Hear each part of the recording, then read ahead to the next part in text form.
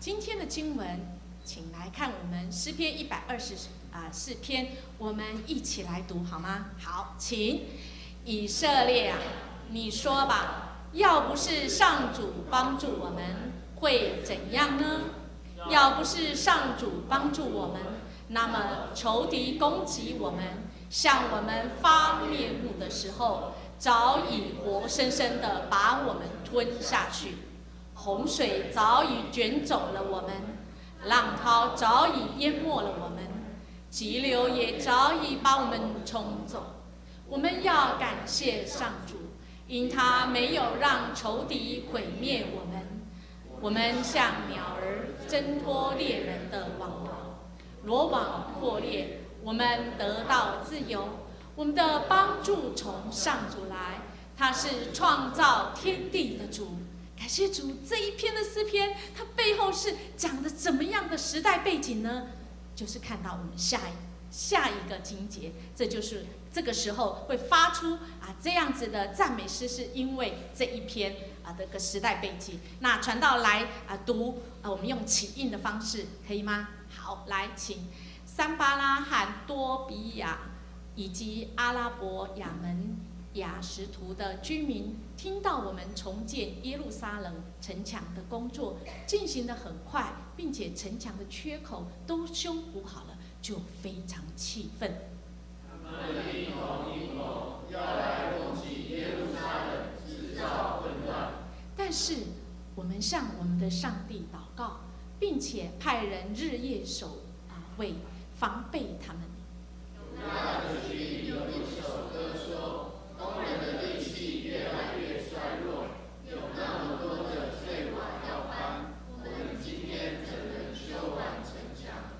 我们的敌人以为我们看不到他们，不会知道发生了什么事，要等他们到了这里杀害我们，阻止我们工作的时候，我们才知道。可是住在医院当中的犹太人已经一次又一次的来警告我们，敌人要攻击我们的阴谋。所以我叫民众武装起来，佩戴刀矛、弓箭，以宗族为单位，分派他们守在还没修完的城墙后面的低洼处。我去世后，就对民众和他们的首领官长说：不要怕敌人，要记住主是大可畏的，要为你们的同胞、你们的妻子、你们的儿女和你们的家园征战。我们的敌人听见我们已经知道他们的阴谋，就明白上帝已经挫败了他们的计谋。于是我们大家又回到原来的岗位，继续重建城墙。从那时候起，我手下有一半的人工作，一半的人站着看守，拿着刀矛、盾牌、弓箭，穿着盔甲，首领们全力支持。在建造城墙的人，甚至搬运建筑材料的人，也一只手工作，一只手拿着武器。每一个工作的人腰间也都背着刀，随紧急需要的人站在我身旁。我对民众和他们的官长和首领们说：这工程浩大，分散很广，我们每个人在城墙上也相隔很远。你们一听到讯号响，要马上集合到我这里来，我们的上帝一定会为我们征战。因此，每天从黎明到晚上，星星出现。我们有一半的人在城墙上工作，一半的人拿着武器负责守卫。这段时期，我告诉所有单位主管和他们的助手，晚上必须留宿在耶路撒冷，这样我们才能在夜间看守这城，白天工作。我甚至晚上都没有脱衣服，我的同伴、仆人和卫兵也没有一个人脱衣服，我们都把武器握在手上。如果感谢神赐给我们这一段真实在圣经中的历史，如果你刚才没有读清楚，还不是很了解，没有关系。接下来有一个影片在讲这个时候的时代背景，我们一起来看。气死我了！他为以色列人求好处，王竟然听他。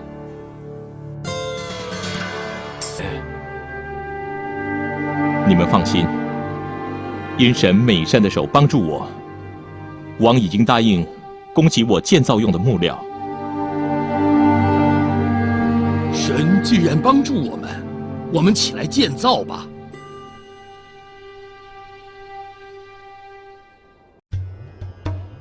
于是犹大人奋勇做着善工，但是参巴拉、多比亚和基善听见，就嗤笑藐视以色列人。你们做的是什么事？你们要背叛王吗？天上的神必亲自使我们亨通。我们做他仆人的，要起来建造。你们却在耶路撒冷无份、无权、无纪念。于是以色列众人同祭司和利未人分段依次建造城墙。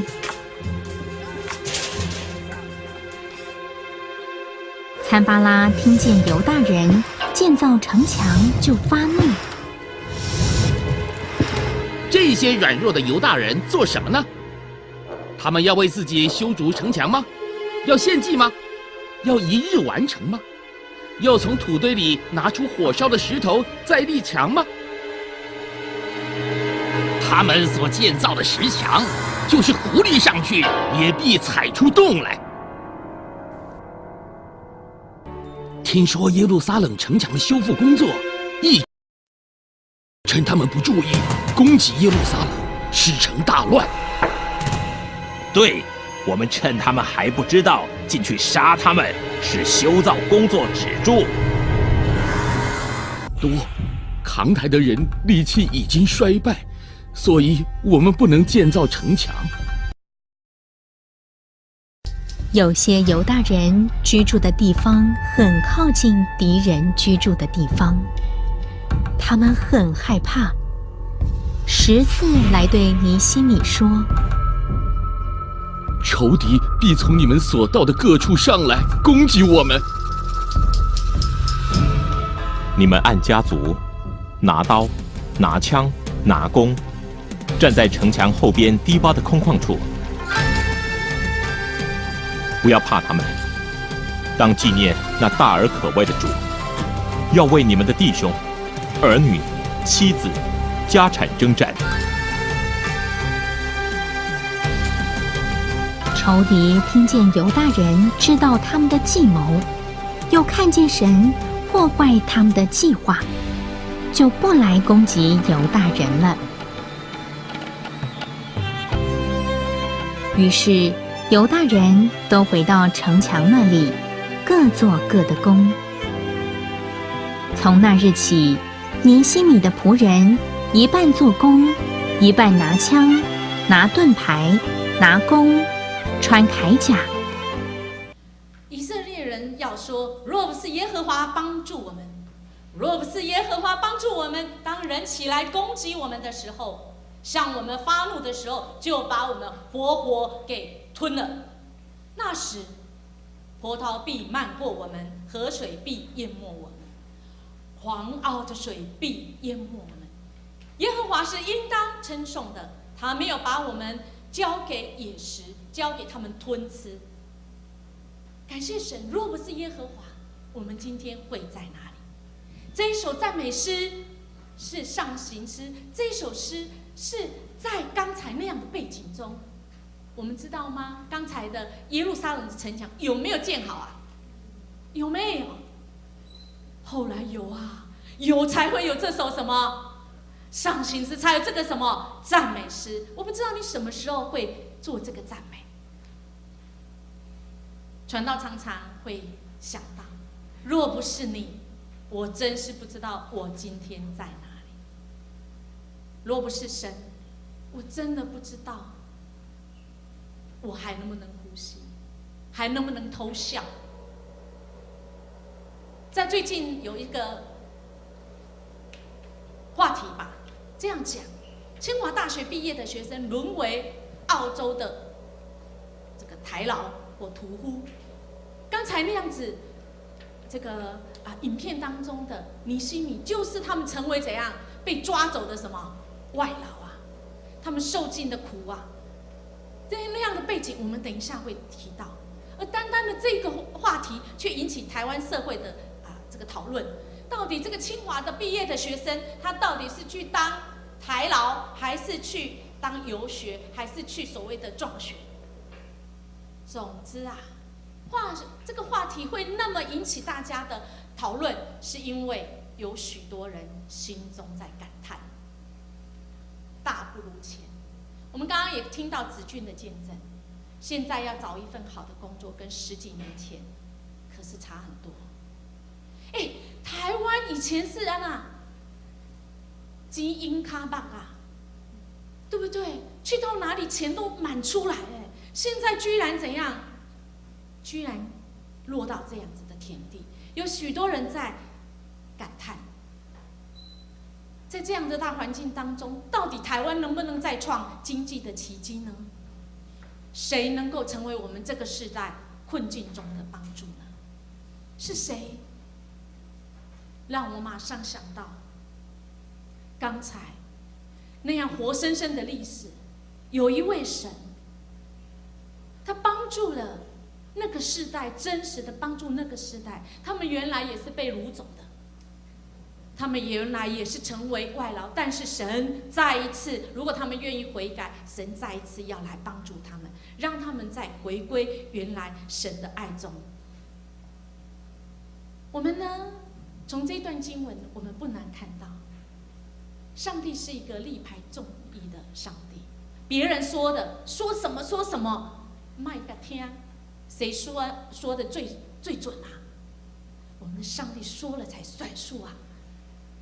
在刚才我们听到这个尼西米他在建城墙的时候，有多少人反对的声音啊，嘲讽他，没可能啦！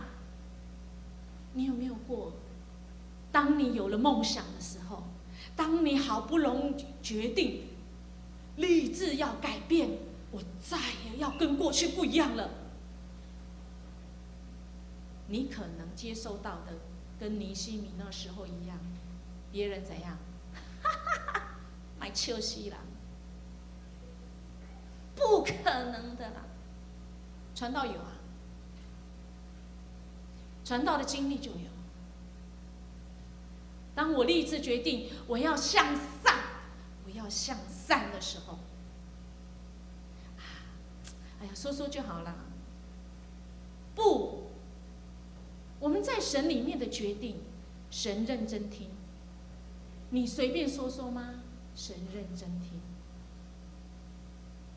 神听见我们的决定，他要帮助我们。所有人讲的都不算数，谁讲的才算数？我们的上帝讲的才算数。他说：“我必帮助你的时候，谁都没有办法奈何得了神。”所以尼西米那时候所处的世代，我们刚刚看到影片，他站在上帝那边，听清楚哦，他站在上帝那边，不是他一直祷告，主啊，你来站在我这边。所以当我们在祷告的时候，我们要不要每天早上到神的面前，透过圣经，透过祷告，主啊，我要对准你。主，如果我的决定跟你的频道不太准，求你帮助我调准。就像我们转收音机啊，转清楚，没有杂音，我听清楚，主，你要我走怎么样的路，你要我站哪一边。众人说的不算，神说的才算。我要听清楚，神，你要我站在哪里？因为我要跟你站同一边啊！我相信我们都是有智慧的人。我们刚刚也听到见证，你现在站在哪一边？你有决定权，因为我们的主耶稣基督为我们的罪已经付上了代价，给我们自由，我们可以脱离那个辖制我们的。刚刚子俊有做见证，他的爸爸曾经被酒瘾抽烟、坏脾气、限制、情欲。他爸爸没有情欲啦，是传道知道的个案很多，就是被那个情欲所辖制。奥古斯丁就是这样。你不用担心，靠着神，神会让你有自由，选择我不犯罪。所以我们的神，他是可以力排众议的神，他要帮助我们，帮助我们走上哪里呢？我们刚刚那一段尼希米的经文，我们就看说传道你钦差公公，不是我说的记载在哪里？圣经里面，这圣经里面是有根有据的。从以色列的历史，我们来看耶稣怎么耶和华上帝怎么带领以色列？以色列从哪里开始呢？这段历史很妙的，亚伯拉罕从现在的巴比伦被蒙召迁往应许之地，离现在已经几千年了，4000年了，对不对？这在主前2000年以前。到摩西，他蒙召带以色列再出埃及。持续神的爱，神的作为持续在这当中，再过来就是这样，王国时期，大卫蒙召建立以色列的王国，在主前1000年的时候，神持续在作为，再来怎样？王国虽然怎样，虽然变成了2个北国跟南国，可是神的作为有离开吗？神的原来给大卫之约有毁了吗？没有，他持续在爱他的子民，跟我们今天会前读经一样，他持续在爱。他透过何西阿这个先知，他启示说，不管你们怎么样背叛我，只要你们愿意悔改，只要你们愿意回转，我仍然要爱你们。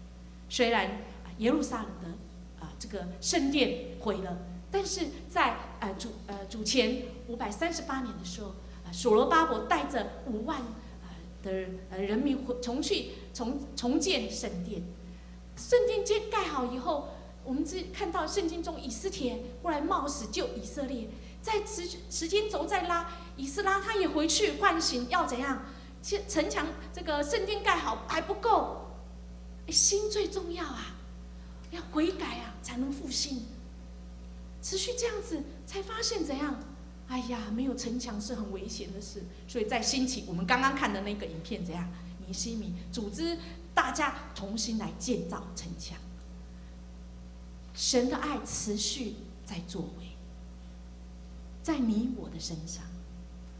我们的心如果没有主耶稣为我们建城墙，恐怕很危险，真的。任谁来都可以蹂躏我们的心。神爱我们，是超过我们所求所想的。在这个世代里面，有很多的声音告诉我们：“哎呀，就是要活在当下啊！哎呀，就是怎样，天长地久，这个没关系，就是要怎样，此时此刻怎样，此时此刻怎样，曾经拥有啊！你要我什么，我全部给你。”所以婚前性行为很多，这样的声音不是神要的。真的，传道要说，我们的神要我们力排众议，别人怎么说的不重要，那不是真理。道理不是真理。你说，哎呀，你这个八股没有道理。哎，真理不是道理，真理是让我活下去的。在我们4楼图书馆有这一本书《遇见18岁的自己》，他在这里面是他48岁的时候写这本书。他懊悔他18岁的时候遗失了他自己的18岁，很精彩的一本书。我们可以透过这本书，我们可以再次决定：如果我不要我48岁也写这本书来懊悔，那么我现在18岁，我就要决定，我要为48岁负责。我现在怎么样决定？我现在怎么样选择跟我交往的？交往的对象，我怎么选择保守自己的心？城墙为主耶稣建起，那个城墙是界限，不是不想跟人家交往的城墙哦。好，不想这个，不是，是那个城墙是我要为主立一个界限。主，我要为你保守我的心，我要为你保守我的身体。愿神来帮助我们。别人说的不算，我们要主说的，我们才算。在今天我们读的会前读经有说，虽然我们得救本乎恩，但是呢，我们要按照神所给我们赏赐给我们，我们要做那个该当做神所赐给我们的该做的那个善行。所以我想，如果有人说这个时代顾自己就好了啦，顾自己就好了啦。传道要说，我们已经蒙召，我们有神的福气，我们就要做我们当做的。神给你应当去行，你就当去行。有一个传道这个礼拜去疗养院，让我想到一个事情。有一个很老资格的老护士，在他的疗养院精神疗养院的地底下2层楼，那是很黑暗的黑暗，住着2个姐弟。这2个姐弟，姐姐是看不见，弟弟是精神已经不能好好思想。这2个姐弟住在地下室的，在地下室，很潮湿又阴暗。为什么？因为他们眼睛看不见。他弟弟也几乎眼睛看不见，然后精神又有一些让人担心的。这个老护士很心里觉得她是神的女儿，她心里想，我应该要行善啊。刚才怎样？有了说怎样？我们有办法行善的时候，我们要按照每个人神给每个人的赏赐，我们应当去行善。于是他每一天偷偷拿着饼干去送给这对姐弟。人家听到怎样？当然笑他。你不要浪费饼干好不好？你不要浪费你的精神好不好？你还有很多事情可以做。那2个姐弟怎样？没救了啦！要不要听？有人摇头不要听，要不要听？这个人家讲当然不要。他想，这个别人说的不准，那神说的才准啊！所以他持续每一天都送饼干下去，送好吃的下去，因为他们很需要营养。这对姐弟心里很受感动。然后人家说那个没救了，他的眼睛一定怎样？没有办法救了啦，不要啰嗦了啦。这老护士多怎样？多了一张嘴。他跑去找了医生，说：“请问一下，像他们这样可不可以医呀？”就为他们想了很多很多的帮忙，很多很多的。最后怎么样？最后这个姐姐本来是眼睛看不见，经过她不断的努力跟关心，这个姐弟的心非常的被感动。他们是一个无父无母的。终于有个医生帮他开刀以后，姐姐眼睛看见了。感谢主，这个姐姐虽然要戴很厚的眼镜，也因为这样开始有机会学习，成为一个很好的老师。他毕业以后，他弟弟听说这样，对不对？结果有没有？没有他也从地下2楼变第几楼？1楼，变几楼？变正常。正常的生活，别人说的不准，那些专家说的不用管了啦，不准。谁说的比较准？神说的。如果你听见神说了，纵使一点点机会，你也要去做。姐姐后来有人邀请她去教了一个学生，也是眼盲的。这个眼盲的学生叫什么名字啊？海伦。海伦什么？感谢神。海伦凯伦又改变了多少人？很多的，很多的，很多的，很多，甚至现在还在改变我。你有没有被他改变？当我们是觉得很沮丧的时候，我常常要想起海伦凯勒的故事。所以我们只要做一点，不要去听不是神的声音，好吗？如果你有感动，听神的声音，神要带领我们，我们该做的。我们也知道，上帝是历主狂伦的主，有一个世界历史的这个轮轴在压向我们，世界景气不景气压向我们，让我们觉得很沮丧。在尼希米的时候，这整个世界好像变得怎样？对以色列非常的不利，好像要让以色列就灭亡了。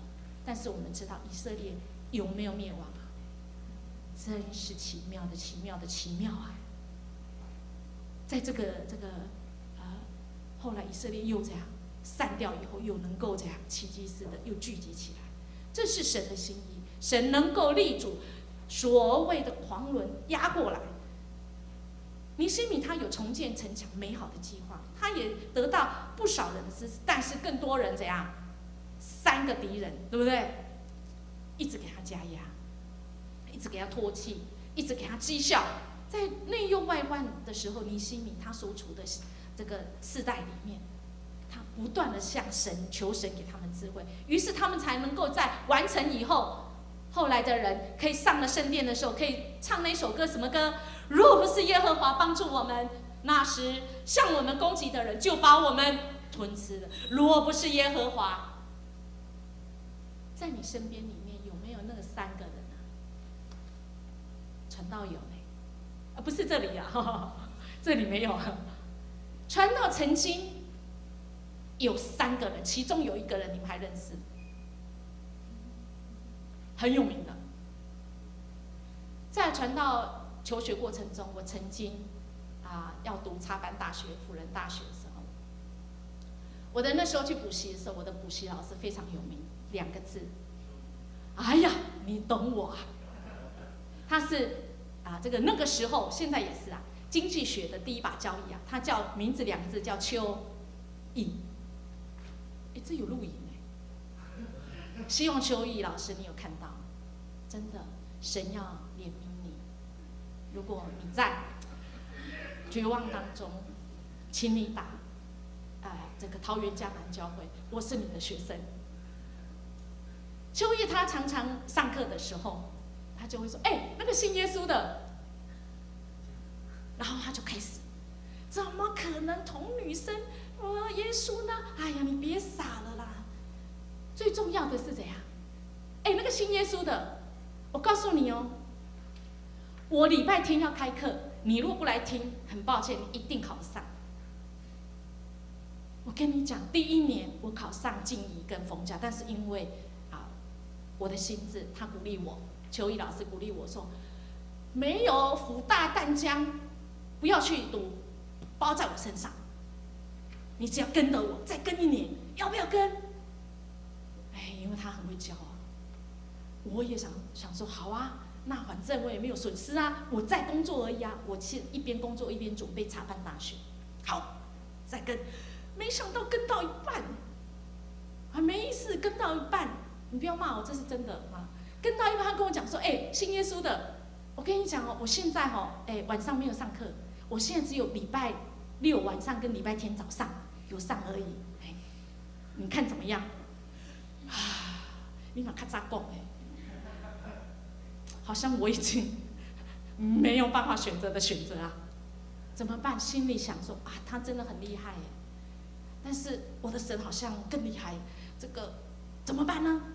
而且那时候我是青年团契的副会长，我在神的面前说，主如果你愿意我考上，就代表你这个愿意我读书如果你不愿意，我再努力也没有用，好吧？那我就交给你咯。我礼拜6、礼拜天我不信靠邱毅老师，我要信靠耶稣，虽然都2个字的哎呀，这考试考完了，考试考完了，成绩单寄来了。哎呦，奇怪呢，这个文化还没有上，这个实践也没上，这个淡江也没上，因为我只有插班大学可以报考5间，好紧张，好紧张这个东吴呢也没有上。剩最后1间，那一间是什么？辅仁大学不是正取，备取，第几名？最后1名。有主耶稣这是什么情形哎呀，我才收到成绩单而已，马上邱毅老师的这个行政打电话来了，这个这个刘同学，听说你有上备曲。我说对呀，我想说，哎呀，反正备曲啊。他说，哎，我请问你考几分啊？我考会计系辅大250分，250分。因为如果没有上备曲，大概有没有机会？没机会。他说，哦，你等一下，查一查。哎，这个刘同学，我们查过了哦，250分的，我们这边有超过30人，但是他们都没有上备曲。啊，那我想请问你，第一专业科目，这是会计系，请问你会计考几分？这个我就生气喽。会计，我说我考95分。哦，请你等一下，查。哦，我们大概有10几个人，会计也是考95分。我想惨了，他们如果去复查，我大概没希望。啊，真是很紧张。请问第二专业科目是什么？经济学。请问经济学你考几分？哇，我说我考65分，很小声，因为真的不是很多啊，100%，我考65分。哦，好，那谢谢，恭喜你。因为后来我才知道，一票人经济学都考60。感谢主耶稣很奇妙，就在邱毅老师的这个什么经济学上，神怎样完全的得胜。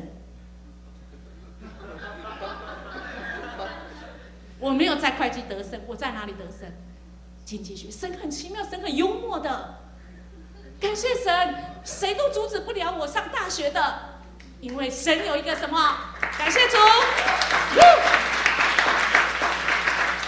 有一个立主狂伦的上帝。神要保守我们，不管你现在在什么位置上，我们依靠神，我们给我们全副的军装，我们不怕人家耻笑我们呐。我虽然那时候坐在第一排灌溉区啊，邱毅老师都一直骂基督教的时候都一直灌溉我都被口水喷了，但是我穿全副的武装还是活到如今好，感谢神哦我想我们会常常觉得这世代越来越不如我们可以确定，但是神是力挽狂澜的上帝。我想神要帮助我们，谁都没有办法。但是重点是你有没有站对边啊？愿我们每一天都在神里面，我们说主啊，我愿意在你的手中，求你带领我愿意成为你的器皿，我愿意成为被你所祝福的器皿。只有一个条件，我们只需要做一件事，我们相信主耶稣在十字架上的宝血可以洗净我们的罪，让我们轻松，不然我们会再犯同样的错，我们会一直落在那个漩涡里面，而且跳脱不了。你想要跳脱吗？你想要跳脱那个一直拉着你，一直不让你走，但是他却让你痛苦，却让你没有盼望，却让你常常在那边沮丧，在你常常被强迫做你不想做的事情。神给我们自由，你愿意有这个自由？你想过得胜的生活吗？我们只能靠着圣灵随时多方的祈求，而且我们要彼此来代求，好不好？我们在小组的时间，我们就是彼此分享，彼此感恩，我们要彼此来代求，我们彼此在主耶稣里面。若是有人来攻击我们，若是有人来设计我们，向我们发怒的时候，要把我们吞下去的时候，甚至波涛要漫过我们，要把我们淹没的时候，主耶稣要帮助我们，主耶稣要成为我们一生中的帮助。只要我们愿意，只要我们愿意说，主啊，我愿意将我的生命交给你，求神你来帮助我。因为我们的帮助是从造天地的主来的。我们若是没有神，我们没有办法真的存留，我们若是没有神，我们没有办法 up and go， 我们就是趴在那里。你趴在哪里？主耶稣要救我们，愿我们一起来祷告。